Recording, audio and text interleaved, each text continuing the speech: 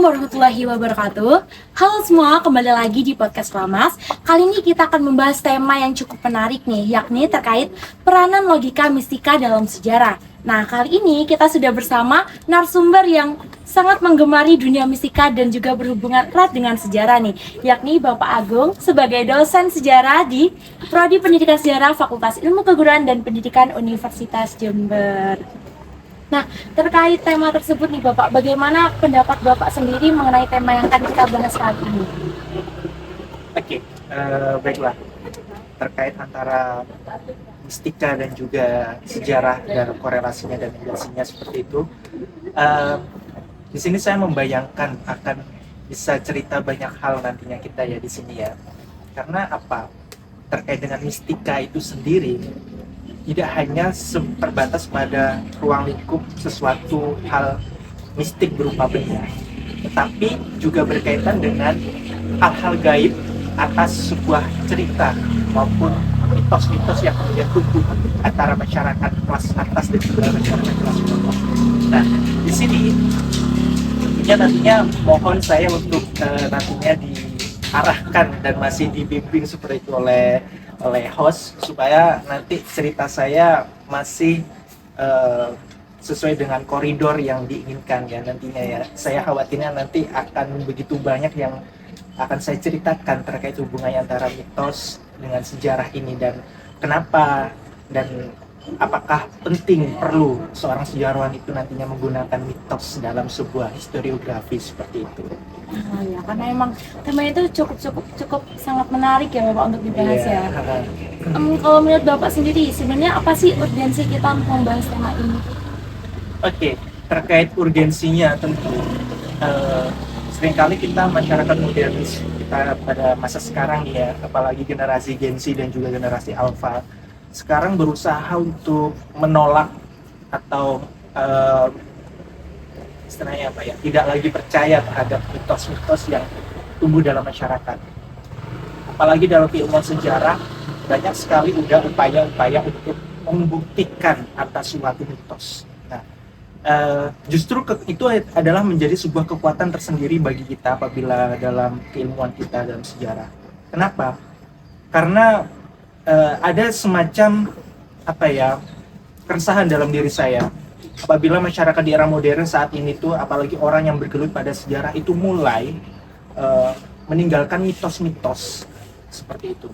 Nah, karena apa? Dalam keilmuan antropologi justru mitos itu telah lama mereka kembangkan sebagai sebuah kajian mereka, sebagai sebuah bagian dari nilai dan juga pengetahuan masyarakat maupun masyarakat adat dan juga masyarakat untuk mencirikan stratifikasi masyarakat kelas sosial tertentu. Nah, ini menurut saya sebuah ketertinggalan bagi kita apabila kemudian kita menampik atas mitos dalam keilmuan sejarah. Sedangkan bagi orang antropologi itu sebuah kekayaan ya, bagi pengetahuan mereka seperti itu. Maka dari itu kemajuan antara keilmuan mereka orang-orang antropologi nih ya, bahkan mereka sampai kajian-kajian mereka itu dapat dikatakan mendekati dengan keilmuan sejarah. Mereka semakin mendekat dengan ilmu sejarah orang-orang antropologi. Sedangkan kita sekarang berusaha untuk menjauh dari narasi ilmu pengetahuan tersebut. Maka dari itu, di sini akan saya membahas pentingnya urgensi kita di masyarakat modern, bagaimana kita sebagai orang sejarawan khususnya untuk memahami sebuah mitos dalam sebuah narasi sejarah. Karena emang nggak ini ya Pak ya, sebagai sejarawan juga kita dalam menuliskan sejarah, apalagi sejarah klasik nih, itu tidak lepas dari adanya mitos-mitos. Mungkin yang saya pernah dengar nih, ketika ini masanya Sultan Agung, nah itu juga sudah diceritakan juga dalam babatnya, bahwasanya ini ya, banyak sekali mitos-mitos yang kalau kita pikirkan secara awam ya, menurut orang biasa itu kayak nggak masuk logika memang. Nah, mungkin nanti kita akan bahas juga terkait contoh-contohnya dan bagaimana sih, apakah mitos itu emang hanya mitos biasa belaka ataukah itu sebenarnya sebuah ini petunjuk atau bahkan ada makna tersendiri nih yang mungkin ada nilainya yang dapat kita ambil untuk masa sekarang. Oke. Mungkin ini sih Pak, sebenarnya terkait mitos nih ya, kan kalau kita bicara saat ini modern, orang-orang pastinya udah bodo amat juga, nggak mau peduli terkait mitos, padahal mungkin dari mitos itu kita dapat mengambil pelajarannya. Nah, kalau menurut Bapak sendiri, sebenarnya mitos ini bagaimana? Maknanya kah, posisinya atau letaknya? Dia tuh sebagai ingatan kolektif dari masyarakat, terus menurut pandangan budaya juga seperti apa? Oke, terlebih sebelum saya menjelaskan lebih jauh, saya mau menjelaskan secara definitifnya terlebih dahulu. Dan ini adalah menjadi sebuah bagian keresahan saya. Contohnya seperti ini. Ketika orang masa modern saat ini tuh berusaha melawan mitos-mitos itu, bahkan berusaha meluruskan mitos-mitos yang ada. Bagi orang sejarawan, itu kurang tepat apabila orang sejarah itu meluruskan mitos-mitos. Tetapi bagi orang sejarah, mitos-mitos itu digunakan sebagai untuk memaknai. Seperti itu. Memaknai apa? Memaknai apa yang seperti yang dikatakan oleh Kunto Wijoyo atas sebuah realitas masa lalu. Jadi seperti itu. Jadi nantinya akan kita, makanya itu saya mohon untuk panduannya. Saya akan cerita banyak nantinya dari pertanyaan-pertanyaan tersebut. Karena di sini mitos ini juga digunakan dan berfungsi sebagai pertama legitimasi politik atas kekuasaan seorang raja Jawa. Kemudian mitos ini digunakan sebagai alat pengontrol. Dan juga mitos ini bahkan digunakan sebagai apa yang disebut sebagai Kunto Wijoyo sebagai budaya tandingan pada masyarakat kelas bawah atau masyarakat kawula. Nah, ini sesuatu yang menarik bagi saya. Maka dari itu, mitos ini sendiri itu kalau katanya Sumar Said Mutono itu dikatakan sebagai imajinatif konstruktif, di mana imajinatif yang dikembangkan, yang dibuat oleh masyarakat, yang dibangun sendiri oleh masyarakat tertentu untuk mensimbolisasi atas kejadian-kejadian tertentu, atas realitas masa lalu. Nah, maka dari itu ini akan berhubungan dengan term dari kita keilmuan sejarah, apa yang dikatakan oleh Sartono dan juga diperkuat oleh Kunto Wijoyo kemudian, apa yang disebut dengan Zeitgeist. Bisa jadi kemungkinan besar mitos-mitos itu adalah sebuah bagaimana untuk menggambarkan zeitgeist jiwa zaman pada saat itu. Begitu. Makanya di saat ilmu antropologi udah berkembang jauh dengan saat ini, dengan memanfaatkan mitos-mitos sebagai kekayaan pengetahuan masyarakat, kenapa kita masyarakat modern justru menampik atas mitos-mitos tersebut dalam keilmuan sejarah khususnya? Ya, saya setuju kemudian sejarah itu harus dibuktikan dengan faktual. Maka dari itu, faktual ini dalam artian contoh kayak arsip, dokumen, naskah. Maka dari itu, di sini saya nanti akan menjelaskan bagaimana seorang sejarawan, kelihayan seorang sejarawan dan kecerdasan seorang sejarawan itu membaca mitos dan juga membuktikannya dengan bukti-bukti faktual yang ada seperti arsip, babat, kemudian serat dan lain sebagainya untuk membaca realitas dari masyarakat, dari peristiwa masa lalu ataupun dari sebuah imajinatif konstruktif atas realitas sosial atas masyarakat di masa lampau, begitu. Lalu ini Pak, kalau menurut Pak Agung sendiri nih, berarti kan sejarah itu ya tidak lepas dari mitos itu sendiri kan. Tetapi untuk saat ini nih kebanyakan, apalagi mungkin dari ini ya teman-teman saya sendiri yang masih baru terjun di sejarah, itu kita menganggapnya jika kita menggunakan mitos itu sebagai ini ya, bisa dibilang sebagai sumber nih dalam menuliskan sejarah. Nah, kita itu akan kesulitan juga. Terus juga kita itu memiliki mindset bahwasanya sejarah ini kan harus faktual, harus benar-benar bisa dibuktikan. Nah, sedangkan mungkin selama perjalanan kita masuk ke prodi pendidikan sejarah itu kita masih kurang juga Mbak terkait menganalisis terkait mitos itu seperti apa, karena kita memikirkan mitos itu sendiri, sejarah itu sendiri, jadi nggak bisa dikaitkan, nggak bisa dicampur adukan. Sejauh ini, aku melihat bahwa kenapa kita kesulitan mengkaitkan antara suatu mitos dengan ilmu sejarah. Karena paradigma kita saat ini tuh masih keliru atas historiografi kita seperti itu. Karena begini, seringkali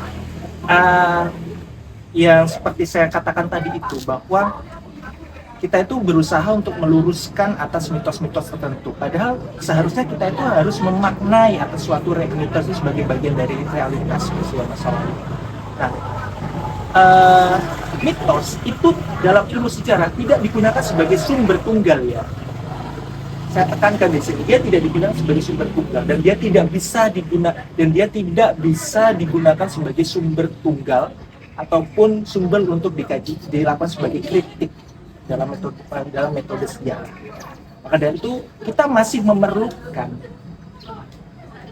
semacam kayak babat, serat, naskah-naskah maupun arsip untuk melakukan validasi atau melakukan kritik dan juga interpretasi. Nah, tetapi yang kita pahami bahwa mitos di sini bagi orang sejarah harusnya adalah sebuah kekayaan pengetahuan dari masyarakat. Nah, karena ini akan juga bersinggungan dengan apa yang dikatakan oleh Kunto Wijoyo nantinya. Kita akan memahami hal-hal gaib nantinya dalam mitos-mitos tertentu. Hal-hal gaib di sini tuh seperti menggambarkan semacam kelas sosial. Nah, seringkali apa yang pernah disampaikan kritik dalam Bambang Purwanto dalam bukunya Gagalnya Historiografi Indonesia Sentris, sejarawan itu sering kali terjebak dalam mitos-mitos, apalagi sejarawan yang membahas mengenai sejarah masa klasik atau sejarah tradisional seperti itu, sering kali terjebak di atas mitos-mitos tertentu. Nah, maka dari itu di sini Pak Kunto menekankan bahwa mitos ini bukan digunakan sebagai sumber tunggal. Sebagai contohnya seperti ini. Kenapa sejarawan itu tidak menggunakan sumber tunggal? Misalnya ketika ada cerita seorang demit-demit yang ada di Surakarta dalam bukunya Pak Kunto, itu salah satunya adalah atas mitos Sumur Elok. Iya, ada mitos bagi masyarakat Surakarta di tahun 1900-an sampai 1915-an. Ya, kita sebut sebagai periode awal abad 20 lah. Di masyarakat Surakarta itu ada mengenali mitos mengenai Sumur Elok. Nah, ada beberapa hal yang kemudian dibuktikan berupaya untuk membuktikan kebenaran bahwa mitos Sumur Elok itu adalah peristiwa yang benar-benar reflektif atas masyarakat di sana. Contohnya, beredarnya banyak surat kabar di Surakarta yang memberitakan tentang peristiwa mitos seorang perempuan yang melihat jin dalam sebuah sumur elok ini. Si perempuan itu mendapati ilham sesuatu. Nah, orang sejarah tidak berupaya untuk menjadikan cerita mitos ataupun sumur elok itu sebagai kebenaran tunggal. Tetapi orang sejarah itu melihat itu sebagai bagian dari sejarah untuk menekankan bahwa cerita dan kepercayaan tentang sumur elok itu adalah sesuatu realitas yang diyakini oleh masyarakat pada saat itu, dan membuktikan bahwa itu bagian dari sejarah psikologis masyarakat di masa itu, dan juga bersinggungan dan beririsan dengan apa yang kemudian disebut oleh Pak Kunto sebagai sejarah mentalitas. Bagaimana masyarakat di sana, di Surakarta itu, kita baca sebagai orang sejarah itu psikologisnya mempercayai atas mitos sumur elok. Contohnya seperti itu. Supaya kita nggak terjebak itu tadi, seperti apa yang dikritik oleh Bambang Purwanto. Terus ini Pak Agung, tadi ketika awal kan Pak Agung sempat menyinggung terkait bahwasanya mitos itu digunakan sebagai legitimasi kekuasaan politik saat itu. Apakah ada ininya Pak? Contoh peristiwanya, mitosnya? Oh, banyak sekali menurut saya ya. Sebenarnya saya izin untuk minum ya. Boleh Pak.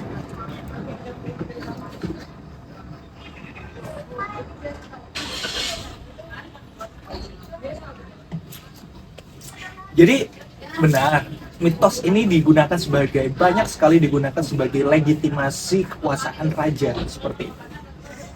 Bahkan Pak Kuto secara tidak langsung ya, dalam saya membaca dua bukunya, yakni Selamat Tinggal Mitos dan Selamat Datang Realitas, dan juga bukunya Raja Priai dan Kawulo itu, di sana secara tidak langsung Pak Kunto ini menggambarkan bahwa ada sebuah konstruksi sosial atas pemahaman mitos-mitos tertentu nih, bahwa ada nantinya ada demit kelas elit dan juga demit kelas bawah.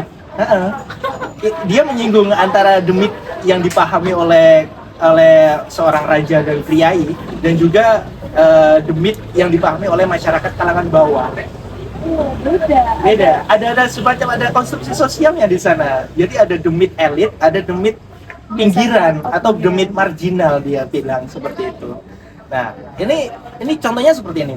Dalam banyak cerita Serat dan juga babat tanah Jawi misalnya, mitos-mitos itu selalu bersinggungan dengan cerita-cerita dalam babat, dan untuk menyimbolkan suatu kemegahan dan kemasyuran dari seorang raja yang merintah atau sebuah suksesi raja. Dan ini akan bersinggungan dengan yang namanya folklore atau cerita rakyat. Nah, banyak sekali, terutama di periode, khususnya di periode Mataram Islam. Nah, ini para pujangga ini ya dengan kecerdasan dan kepiawaian mereka dalam menulis karya sastra seperti itu untuk mencatat peristiwa sejarah yang terjadi di masa itu dalam suatu bentuk ini ya, ada dua bentuk, pasemon dan juga pralambang. Nanti ya, pasemon juga pralambang. Ada banyak makna di balik itu yang ditulis dalam babat tanah Jawi dan juga maupun serat kisah para raton seperti itu semacamnya. Nah, seperti yang saya menyambung sedikit ya tadi, ada demit kelas atas, kelas elit, yakni yang dia disukai oleh raja dan disetujui oleh raja dan juga dilegitimasi sebagai milik raja, dan juga kelas priai seperti kelas atas, dengan demit kelas bawah, yaitu demit terpinggirkan ya, kelas bawah ini ya. Nah, contohnya seperti kalau kita cross check dalam babat tanah Jawi di masa Panembahan Senopati, selalu disimbolkan bahwa seorang raja seperti sejak era Panembahan Senopati, dia itu kawin dengan makhluk halus yang kita sebut sebagai Nyi Roro Kidul atau Ratu Kidul. Dalam babat itu ceritakan seperti itu. Tapi itu dibalik itu ada alasannya seperti itu. Jadi dari Panembahan Senopati dan juga Trah-Trah Amangkurat dan juga Mataram lainnya, itu para pemimpin mereka itu selalu dikaitkan dengan cerita-cerita bahwa suksesi raja adalah dia yang kawin dengan Nyi Roro Kidul atau Ratu Kidul. Tapi analisis sejarah kita itu membaca bahwa sebenarnya Mataram itu di masa itu sudah masuk dari dia itu kawin dengan Nyi Roro Kidul adalah dia itu kawin dengan penguasa Samudra Hindia. Siapa? Portugis. Jadi Nyi Roro Kidul atau Ratu Kidul ini adalah hanya simbol, perlambang dari bangsa Portugis. Sama pemaknaan kita selama ini. Iya, dan ketika mitos itu diolah dan juga disebarluaskan semakin jauh dari kalangan kelas elit atau raja, semakin memudar juga maknanya. Kenapa memudar? Kemudian masyarakat kelas bawah ini memaknainya dengan hal lain, bahwa Nyi Roro Kidul atau Ratu Kidul ini adalah dimaknai sesuatu yang gaib, sesuatu yang supranatural dan lain sebagainya seperti itu. Nah itu ya. Kemudian kalau demit itu kan makanya Nyi Roro Kidul itu contoh cerita Nyi Roro Kidul seperti itu kan seorang apa ya, dunia gaib yang kawin dengan raja kan, dia yang disetujui oleh raja seperti itu dan juga diafirmasi oleh raja. Nah, tetapi ada, dan ini juga menggambarkan bahwa yang tadi saya katakan sebagai kelas elit, demit yang disetujui oleh raja, yang dijadikan sebagai legitimasi suatu kekuasaan oleh raja. Sedangkan demit kelas bawah ini siapa? Contohnya ketika Pak Kunto menuliskan dalam bukunya itu ada cerita demit-demit tertentu yang terbentuk atas masyarakat di suatu masyarakat Surakarta di tahun 1900-an, 1900 sampai 1915, yakni tepatnya di masa Pakubuwono ke-10. Jadi ada kita sebut sebagai demit gajahan, demit laweyan, seperti itu. Perlu kita telusuri terlebih dahulu. Kenapa ada demit gajahan? Kenapa ada demit laweyan seperti itu? Sebagai bagian dari mitos atau cerita folklore masyarakat kelas bawah di sana. Ternyata jarak antara contoh ya laweyan dengan keraton Surakarta itu sebenarnya berdekatan. Tetapi mereka terhalang seperti ada gate pembatas untuk membatasi bahwa kelas golongan raja atau priai yang hidup di dalam keraton dengan kampung laweyan ini yang merupakan masyarakat pinggiran yang hidup di luar keraton. Karena itu ada cerita-cerita mengenai demit gajahan, demit laweyan yang sebenarnya untuk merekonstruksi bagaimana sejarah demit gajahan dan demit laweyan itu dibentuk oleh masyarakat marginal, ini masyarakat pinggiran yang hidup di luar kehidupan keraton. Itu korelasinya. Makanya itu ada demit demit kelas elit yang dijadikan sebagai legitimasi raja, dan ada demit yang dijadikan sebagai mitos-mitos cerita-cerita tertentu oleh masyarakat marginal pinggiran yang dipercaya oleh masyarakat pinggiran ini. Nah, masyarakat pinggiran ini mereka seringkali menggunakan meminta sesuatu terhadap demit gajahan. Padahal dalam konsep demit gajahan itu adalah wilayah kampung gajahan itu sendiri adalah dijadikan sebagai kandang gajah dan juga kandang badak dari milik keraton.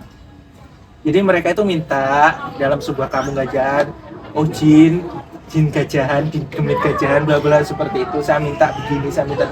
Ya sebenarnya itu sebagai yang dikatakan Pak Kunto itu sebagai sebuah budaya tandingan. Karena nantinya mereka ini didukung oleh begitu derasnya cerita-cerita mistis di era tersebut di masyarakat Surakarta itu didukung oleh narasi-narasi pemberitaan media massa yang diselubungi oleh SI, yang didukung oleh SI, Sarekat Islam sebagai organisasi pergerakan pada masa itu.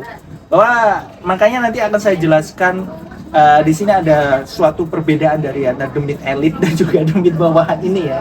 Yang kita baca sebagai menurutnya John Croswell itu sebagai budaya afirmatif dan juga budaya kritis. Budaya afirmatif ini adalah budaya yang dibentuk dan disetujui oleh kalangan elit. Contohnya, makanya nanti lahirlah simbol-simbol tertentu dalam legitimasi kekuasaan itu didukung oleh organisasi-organisasi para elit seperti Budi Utomo. Sedangkan yang budaya kritis ini adalah budaya perlawanan sebagai budaya tandingan ini tadi itu yang kemudian banyak surat kabar yang itu didukung di cerita-cerita mistis pada era itu di awal abad 20 Surakarta itu didukung dan di up seperti itu sebagai media massa pada saat itu oleh media-media yang disokong oleh SI, Sarekat Islam, sebagai bentuk perlawanan kelas marginal, kelas bawah ini. Begitu. Dan banyak deh nanti ya ketika saya cerita mengenai Sultan Agung, Panembahan Senopati, dan hal-hal gaib apa saja yang mereka rasakan ketika mereka alami seperti itu sebelum mereka itu mendapatkan suksesi atau dinobatkan sebagai Raja Mataram Islam. Banyak sekali nantinya. Begitu. Itu kan terkait legitimasi kekuasaan ya Pak ya. Kalau terkait ini Pak, mumpung lagi hot juga nih Pak berita terkait bencana alam yang di Sumatera kemarin. Nah, apakah mitos ini sebenarnya pernah dengar ini nggak Pak? Misal jangan masuk ke hutan itu atau jangan pergi ke gunung itu karena ada penunggunya, ada macan ininya gitu. apakah itu sebenarnya itu sebagai pelindung alam melalui mitos tersebut atau bagaimana? Oke, untuk itu saya mau menariknya ya, masih sejaman di era Pakubuwono X, jadi 1900 sampai 1915-an lah, pada kurang lebih. Gimana di era Pakubuwono X itu kita bisa membaca juga sebagai sejarah mentalitas pada saat itu. Seorang raja yang sebenarnya tidak kurang berkompeten secara intelektual, tapi dia tetap disimbolkan sebagai raja pembesar Jawa. Ternyata ada simbol-simbol tertentu nih yang dia gunakan sejak saat itu, yang mungkin bisa kita refleksikan dengan kondisi saat ini, perubahan yang transformasi yang terjadi kita saat ini. Karena di era Pakubuwono X itu ada semacam transformasi modernisasi di masyarakat Surakarta. Masyarakat Surakarta itu semakin modern dengan adanya bioskop, kemudian yang mendukung budaya masyarakat perkotaan lah pada saat itu. Ya, kemudian inilah yang terjadi, modernisasi ini kemudian menggeser pemahaman dan intelektualitas dari masyarakat kelas bawah, juga mendorong transformasi tersebut. Kenapa? Karena begini, di masa itu karena ada yang modernisasi itu, masyarakat ini mulai menghilangkan yang namanya gontuhan atau tahayul. Mereka bergeser dengan hal-hal cerita-cerita folklore atau masyarakat mereka itu semuanya udah mereka alihkan dari yang semula adalah suatu yang melekat dengan tahayul atau gontuhan. Ini mereka kaitkan dengan, mereka ubah karena modernisasi ini dengan ilmu kodrat atau ilmu alam. Karena itu ini yang kemudian ke bawah sampai kita transformasi pemahaman tersebut. Contohnya ketika seseorang ada kepercayaan bahwa seseorang itu tidak boleh menebang pohon karena pohon itu keramat, karena pohon itu ada jin penunggunya seperti itu. Kemudian disarungi seperti itu karena memang jin penunggunya kuat sekali energinya. Padahal itu sebagai ilmu alam masyarakat untuk menjaga alam, pengetahuan masyarakat untuk menjaga alam bahwa jangan ditebang pohon, karena kalau ditebang akan memberikan dampak alam bla bla bla seperti misalkan longsor, banjir, deforestasi dan sebagainya. Itu yang seharusnya kita lebih kritis dan juga kita lebih sadari dan atas analisis sebagai seorang sejarawan. Dan ya begitu sih Mbak, menurut saya Mbak. Jadi ada semacam peralihan apabila kita mereflektifkan dengan kondisi saat ini, itu sebenarnya terjadi di masa Pakubuwono X. Ketika modernisasi itu terjadi di Surakarta dan itu menyeluruh ke wilayah Jawa, ilmu-ilmu mengenai tahayul bugontuhan ini beralih ke ilmu kodrat, ya ilmu alam. Bagaimana untuk menjaga alam, naturalis seperti itulah.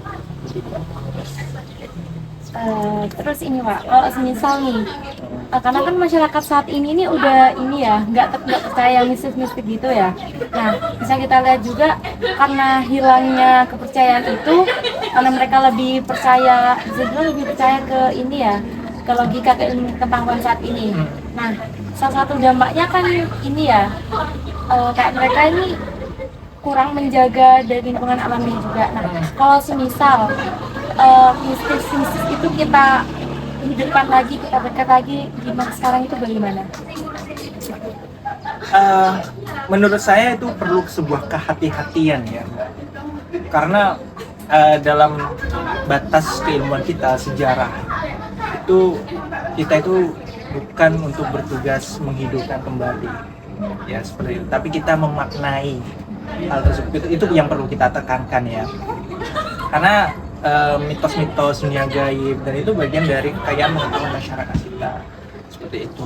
Nah, apalagi sebagai seorang sejarah yang harus faktual, kemudian terbukti secara dokumen seperti itu. Nah, ya sebenarnya ya itu tadi, kita bukan tugas kita ya untuk kemudian menghidupkan seperti itu, tapi kita berusaha memaknai, yang seperti halnya ketika termnya seorang sejarawan itu adalah seorang yang berusaha untuk menginterpretasikan. Kita ini, saya ingat sekali apa yang disampaikan oleh guru saya, ini Pak Bambang Purwanto. Dia memberikan pesan kepada saya bahwa sebagai seorang sejarawan kita itu tidak boleh untuk membuktikan mana yang benar, mana yang salah, mana yang hitam, mana yang putih, karena itu tugasnya orang-orang hukum. Orang sejarah itu tugasnya hanya sebatas menjelaskan. Nah itu yang saya gunakan, term itu yang saya jadikan sebagai semacam prinsip sebagai seorang sejarawan misalnya menulis sejarah gitu.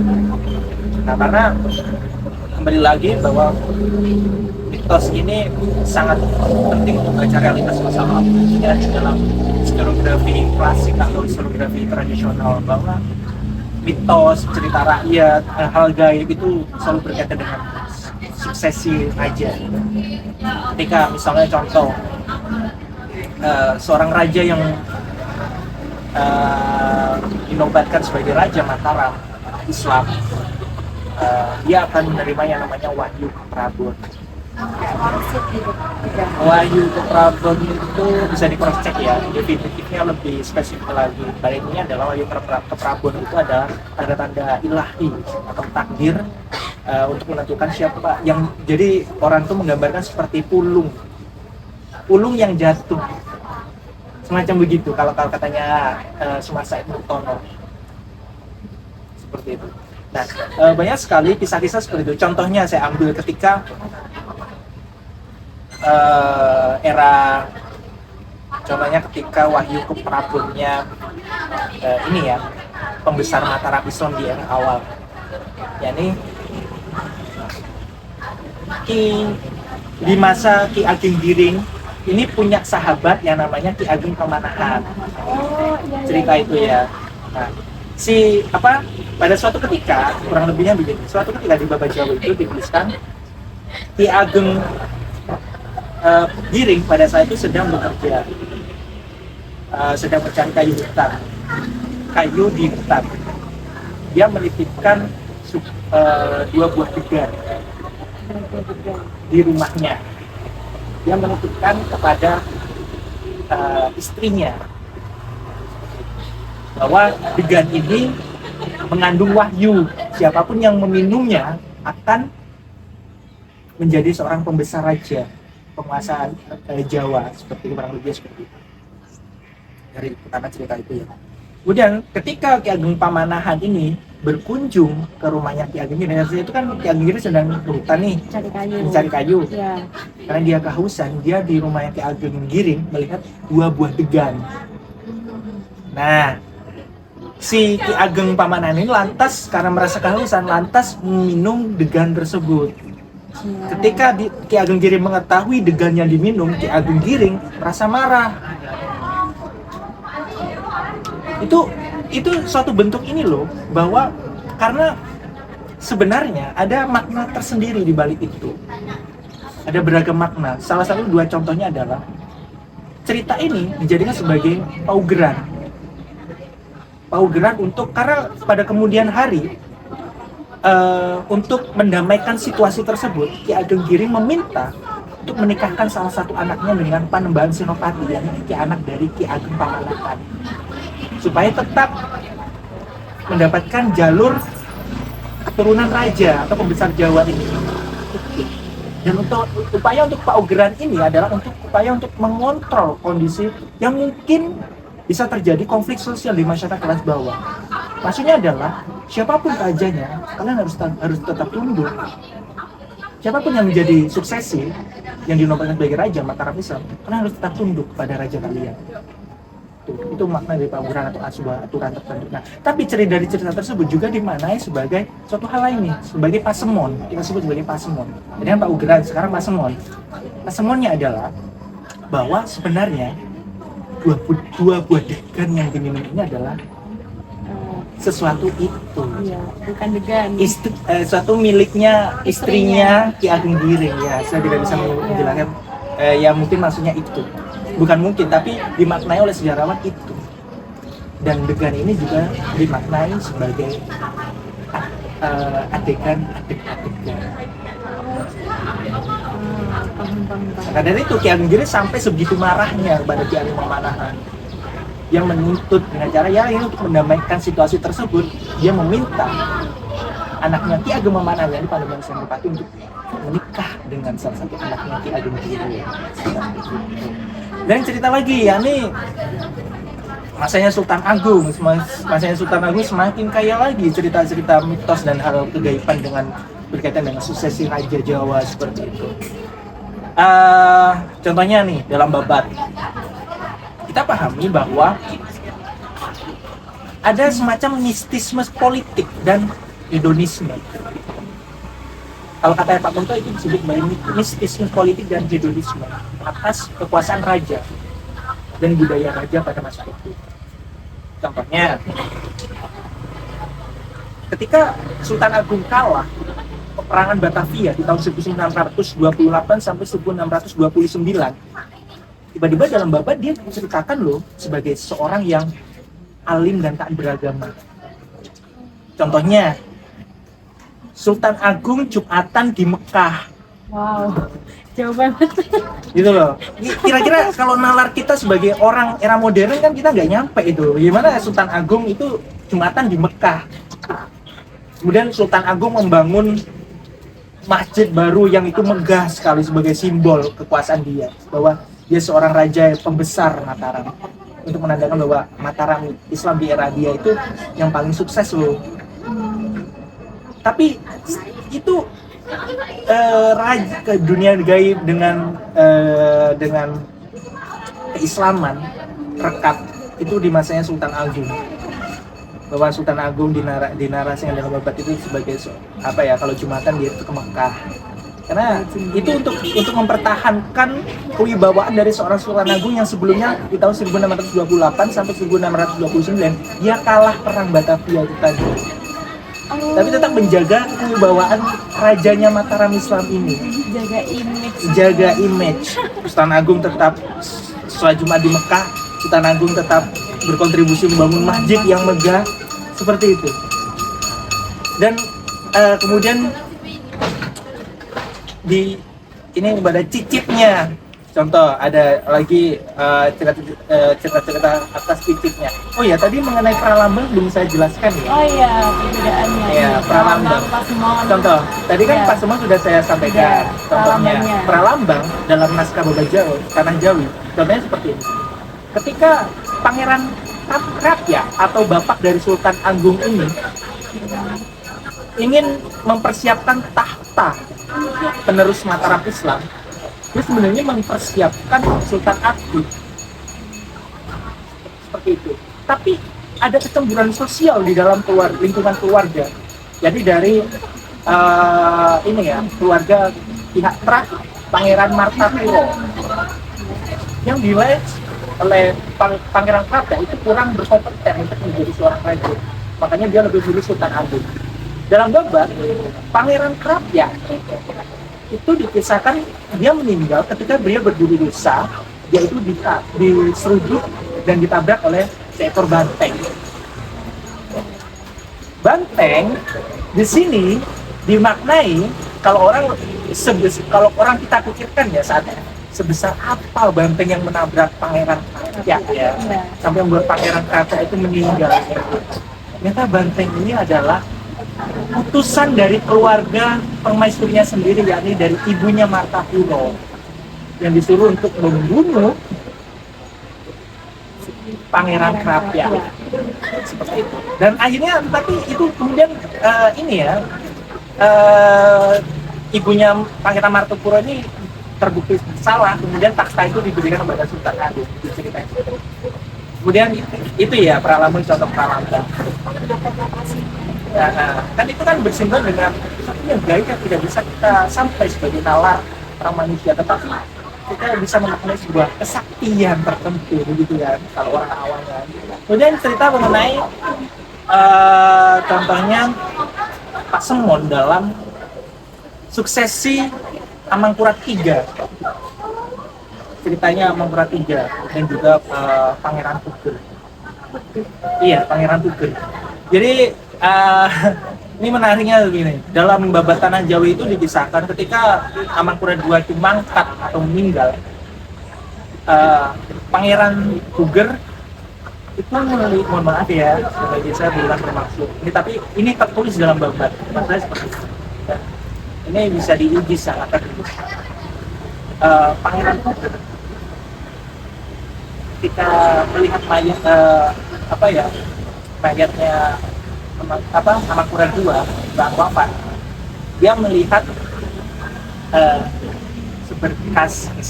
seperti cahaya, sebutir cahaya sebiji tasbih yang jatuh di kemaluannya Amakura II.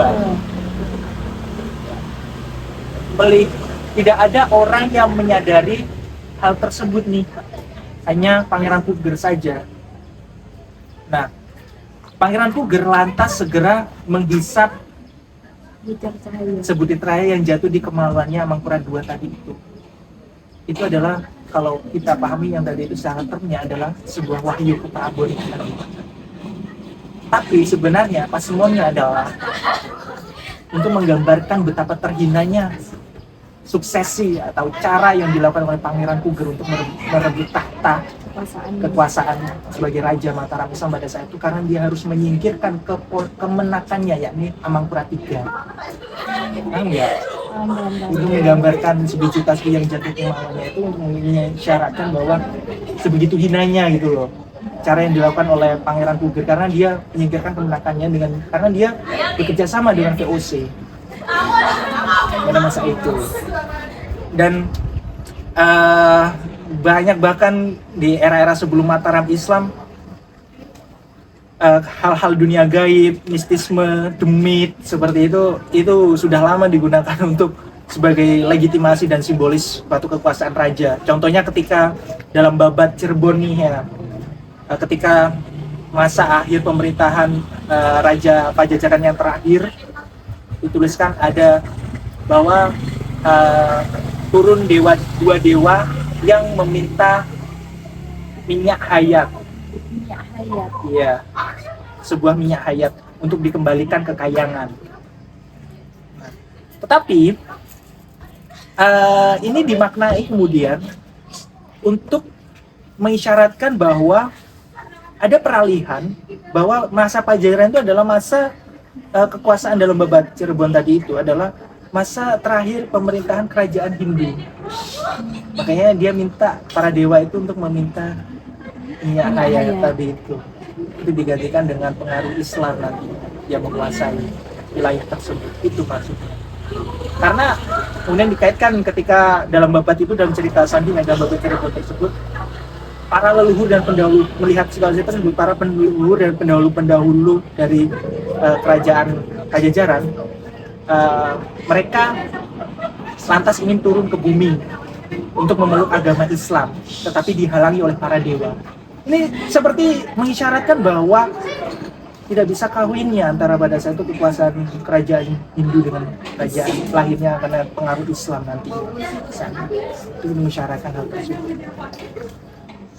Itu ya, makanya kita sebagai orang Rajawan harus lebih peka, dan kita harus kawin dengan dan menginstal ilmu yang kita sebut sebagai ilmu filologi untuk memaknai itu. Terus Pak, mungkin ada ini nggak cara kita sebagai sejarawan nih untuk memberikan penjelasan nih kepada masyarakat, yang masyarakat itu pahamnya itu mitos, ya udah mitos dari mitos, nggak ada makna tertentu, tanpa mengubah dan juga tanpa menyakiti ini pemikirannya mereka itu sendiri. Oke, mungkin saya akan menggambarkannya dengan sebuah mitos kegaiban yang terjadi di Surakarta lagi ya, yang terjadi di Kampung Laweyan ini ya. Karena unik sekali nih ya Kampung Laweyan ini di Surakarta. Nah, ada banyak demit-demit yang di sana, ada demit Bajang Klewer, kemudian ada jin putih. Jin putih ini tempatnya di masjid besar. Kemudian Bajang Klewer ini tempatnya ada sendiri. Kemudian demit Gajahan tadi itu, demit Laweyan ada sendiri. Nah, kayaknya ini suatu tantangan bagi kami ya, orang sejarawan di masa berikutnya, sejarawan muda, bagaimana kalian itu menulis misalnya sesuatu yang menarik gitu, sejarah demit gitu, sesuatu menarik ya. Siapa yang peduli dengan demit?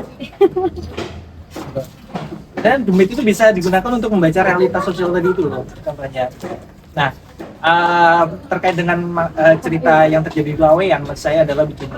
Ada cerita mengenai seorang, siapa ya, coba dicari nanti ya, di cross check ya, ada seorang wanita, saya lupa namanya, dia seorang wanita sakti yang dia itu menjaga keperawanannya seperti itu hingga usia 97 tahun. Saya lupa namanya ya. Itu cerita yang di versi masyarakat ya. Tapi kemudian kita maknai nih bahwa cerita tersebut kalau dimaknai oleh kalangan elit raja sebenarnya itu untuk menceritakan seorang ratu pembayun yang menjadi pepundhen dari Pakubono X. Ratu Pembayun ini nantinya sebagai anak dari Pakubono X, bahwa ada seorang perempuan yang sakti bla bla bla seperti itu kan, itu sesuatu yang mitos yang berkembang di masyarakat kalangan bawah. Jadi dan itu tumbuh di masyarakat di luar keraton. Itu maksudnya untuk apa? Jadi pertama untuk budaya tandingan.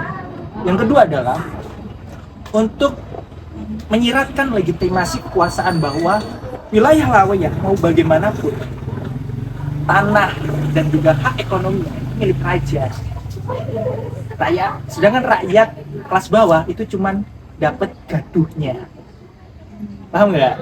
Jadi mereka dari mitos tersebut cuma dapat gaduhnya doang, tapi tanah dari kampung Laweyan itu adalah milik, dibaca sebagai tetap milik raja, kekuasaan raja. Dan apalagi ya, banyak banget gitu loh, karena dunia gaib, kemudian itu untuk sebagai wujud simbolisme dan juga legitimasi atas politik.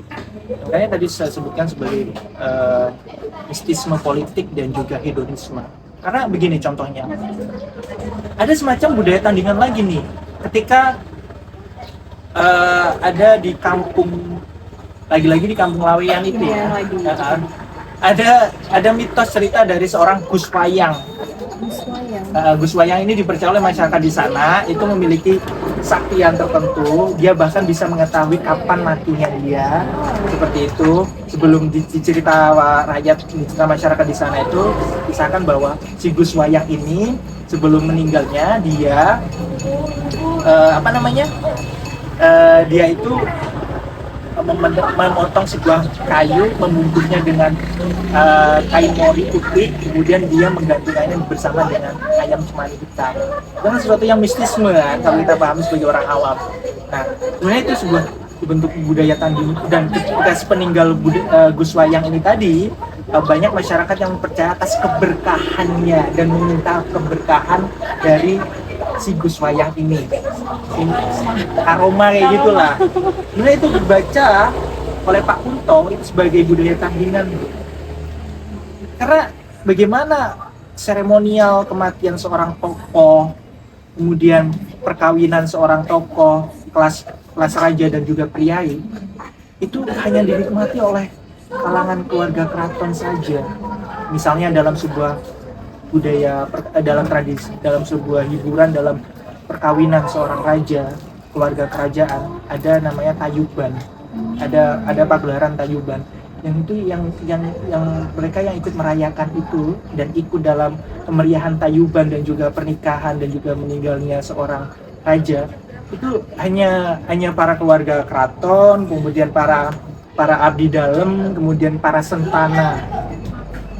Maka dari itu rakyat ini punya cerita sendiri budaya tandingan, meminta keberkahan dari Gus Wayang ini tadi itu, seperti halnya simbolisnya ketika para abdi dalam, para sentana itu meminta keberkahan rajanya. Terkait mitos nih, mitologi yang ada di Jawa, apakah itu ada hubungannya juga terkait dengan sejarah dunia? Mungkin secara internasional apakah ada hubungannya gitu Pak di luaran sana? Mungkin mungkin menurut saya pertanyaannya adalah, maksudnya adalah apakah ada suatu kemiripan dengan apa yang terjadi dengan peristiwa yang ada di luar Jawa atau di luar Indonesia sekalipun seperti itu.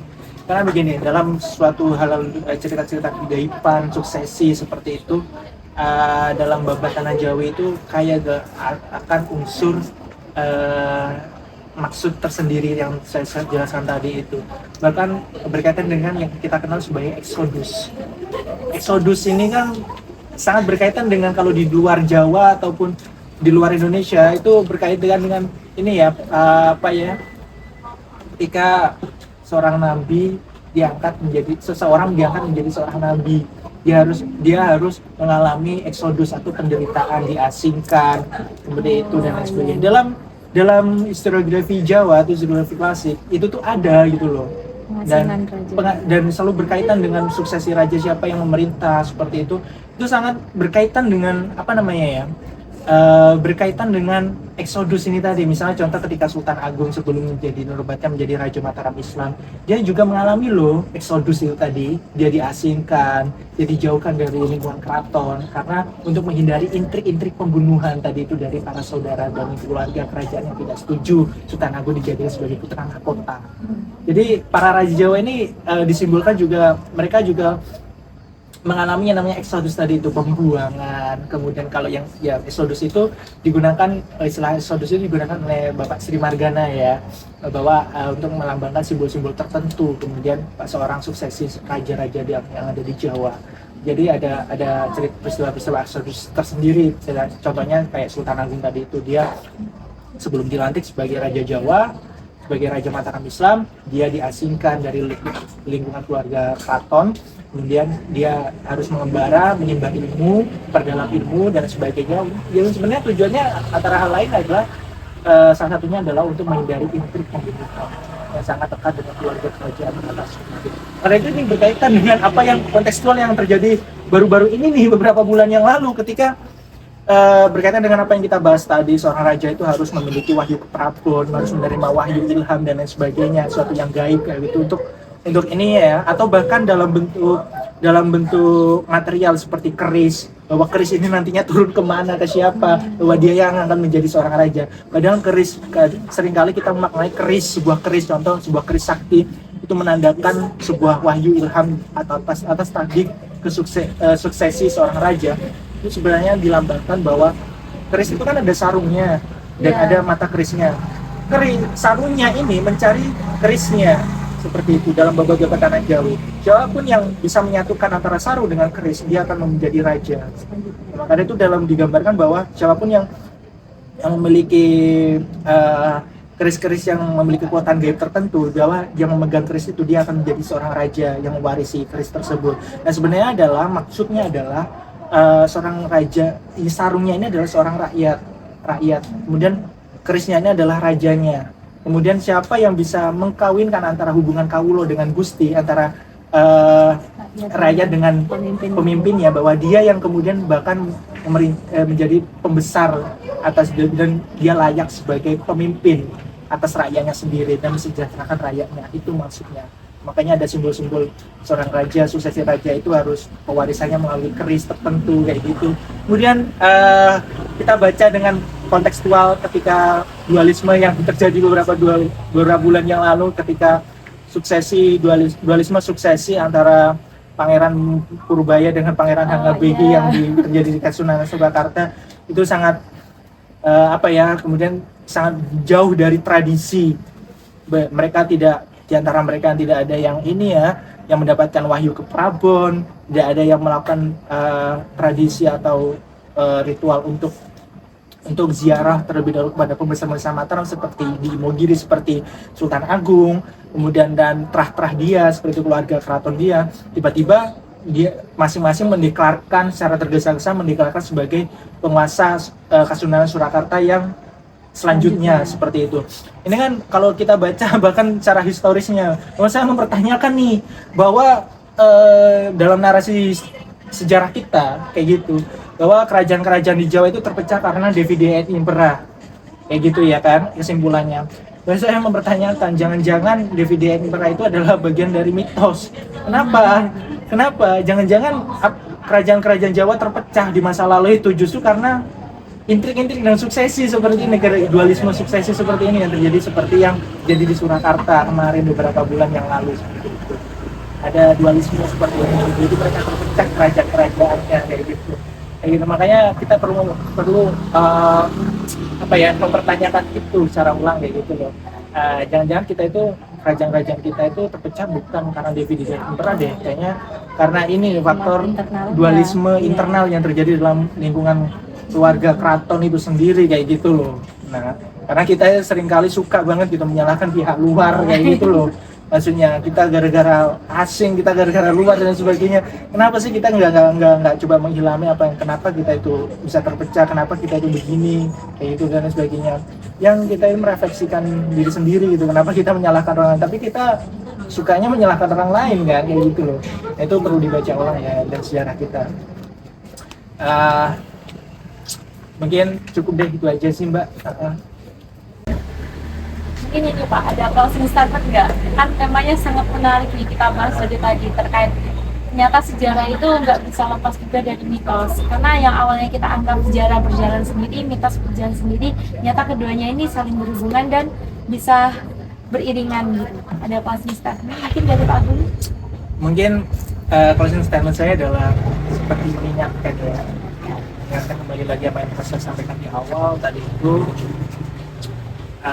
Kita tuh jangan kalah dengan orang antropologi dan artian kita malah memikirkan mitos dan mitos masa lalu, karena kita bisa menggunakan memang mitos tadi itu tidak bisa digunakan sebagai sumber kriminal, tapi dengan mitos tersebut kita bisa membaca sebagai bagian dari sejarah psikologis atau sejarah mentalitas bagaimana realitas masyarakat pada masa itu, psikologisnya memahami suatu mitos-mitos tertentu. Mereka sangat begitu yakinnya terhadap mitos-mitos itu, dan ini suatu kemenarikan bagi kita sebagai para sejarawan muda nantinya. Adakah yang mau membahas mengenai sejarah demit? Kan kita udah bahas mengenai sejarah lingkungan, kemudian kita ada yang mau, ada teman saya itu yang sudah membahas mengenai sejarah hewan, bagaimana perburuan dan konservasi badak di ujung kulon. Siapa yang peduli dengan hewan? Dia yang membahas. Kapan gilirannya kita membahas tentang sejarah demit? Tapi kalau kita membahas sejarah demit, kita harus sesuaikan dengan term-term dalam keilmuan sejarah yang harus berhubungan dengan manusia dan juga harus faktual, dibuktikan, bukti seperti itu atas peristiwa tertentu. Kemudian dia harus secara kronologis supaya untuk membentengi kita dengan keilmuan-keilmuan lain. Itu agar supaya ilmuwan kita tidak seperti ilmuwan sosiologi, agar ilmuwan kita tetap pada termnya sebagai term dari ilmuwan sejarah, tapi kita bisa menggunakan atau juga menginstal ilmu-ilmu keilmuan lain. Nah, mitos itu tadi kembali lagi bahwa mitos itu bisa dijadikan sebagai kajian sejarah mentalitas atau sejarah psikologi masyarakat Jawa, seperti contohnya bagaimana psikologis dan realitas masyarakat Jawa di masa lalu itu menghadirkan menciptakan mitos-mitos. Nah, oke deh, tadi saya banyak bicara mengenai ini ya, mengenai apa namanya demit-demit, mitos-mitos halal gaib yang terjadi di era Mataram Islam, kemudian di yang berkembang di Keraton Surakarta seperti itu. Saya memberikan contoh yang lain nih. Masyarakat Tapal Kuda itu contohnya kayak khususnya Banyuwangi gitu. Ada cerita mengenai mitos Pagebluk. Ya, contohnya mitos Pagebluk. Pagebluk ini dikisahkan mitosnya oleh masyarakat, khususnya masyarakat Gelagah ya, oleh Sari, Kemiren dan sebagainya. Itu banyak orang mati keleleran gitu. Nah, banyak orang yang dari saya itu ceritakan banyak mitosnya adalah banyak orang yang paginya sakit, malamnya meninggal, yang sakit, paginya meninggal. Nah, di tahun 1930-an itu terjadinya. Nah, kalau kita baca sebagai seorang sejarawan, kemudian mitos yang berkembang dilanjutkan lagi masyarakat bahwa kemudian misalnya contoh masyarakat Olesari memiliki mitos bahwa danyang desa kita marah dan meminta sebelang gitu sebagai penjaga desa kayak gitu. Nah, kemudian kita kaitkan dengan peristiwa faktual yang terjadi di masa itu bahwa 1930 itu terjadi wabah pes yang mengguncang wilayah Banyuwangi khususnya Kecamatan Gelagah. Banyak masyarakat yang gagal panen, kemudian kemerosotan ekonomi, kemudian banyak orang yang meninggal karena wabah pes di tahun 1930 itu yang dibaca. Kemudian banyak sekali kemudian kita memaknai hal mitos, harus contoh kayak sejarah tuyul. Siapa yang peduli dengan sejarah tuyul? Contoh ya kembali lagi dalam tulisannya Pak Kunto, dia bilang bahwa tuyul itu mulai di tahun 1930-an loh muncul tuyul. Yang munculnya di Surakarta ini, makanya Surakarta unik sekali gitu. Jadi tuyul ini sendiri kayak muncul di tahun 1930 juga tuyul ini atas reflektivitas peristiwa di masa itu. Karena itu contohnya Pak Kunto itu menggambarkan seperti ini, seorang ibu-ibu yang ditanyai oleh tetangganya, Mbak Yu, orang yang pasar, kemudian tangganya menjawab, ora yuk, duitku dicolong, aku ada duitku dicolong tuyul. Nah saat itulah lahirnya sejarah tuyul itu tadi loh, untuk menggambarkan kejadian depresi ekonomi di tahun 1930. Dan ini juga merangsek ke kelas bawah, yang masyarakat kelas bawah itu tadi, masyarakat biasa. Dan juga terdampak masyarakat biasa ini juga di tahun 1930. Makanya itu 1930 itu sesuatu yang pertama depresi ekonomi, kemudian wabah pes dan sebagainya. Ya tergantung bagaimana analisis kita sebagai seorang sejarawan itu dalam membingkai itu sebagai sebuah historiografi yang tetap dalam term-termnya dalam ilmuwan sejarah. Baik, terima kasih Pak Agung atas ilmunya, atas sharingnya, itu sangat-sangat menarik ya. Mungkin dari teman-teman nantinya kalau kalian mau ini ya, mau riset, mau melakukan penelitian, bisa nih riset terkait sejarah demit-demit yang ada di yang ada di sekitar kita. Karena itu emang jarang banget, belum ada Pak yang membahas terkait itu ya. Iya, Pak Kunto udah, karena itu dia bilang berkaitan dengan ini ya. Ya dia bahas tentang demit gajahan, demit laweyan, itu dia kaitkan dengan sejarah psikologis dan sejarah mentalitas masyarakat Jawa di masa Pakubuwono X. Kayak gitu sih.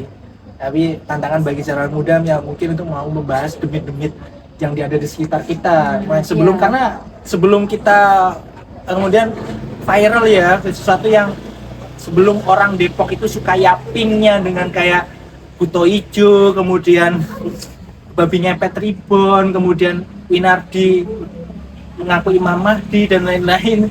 Ya itu kan bagian dari mitos-mitos dari cerita konstruksi sosial yang dilakukan oleh masyarakat Depok. Nah, masyarakat kita juga kita punya apa nih? Tadi saya tidak mencontohkan dari Pagebluk, dari mitos Pagebluk yang terjadi masyarakat kecamatan Belaga Berjuangan.